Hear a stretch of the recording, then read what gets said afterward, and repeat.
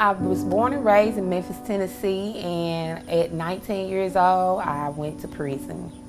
And I spent the next 7 years incarcerated. Right now, I'm a stay-at-home mom. I have 6 children in all, but I only have 3 small ones at home with me.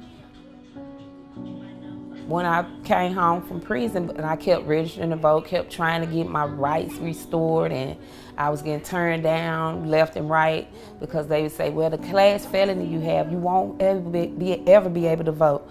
When I found this new program, I had not been able to vote for so long, so I just didn't care anymore. But it's been a very redemptive experience. I feel real good about it. This will be my first time ever going to a booth to vote, and I'm 43 years old.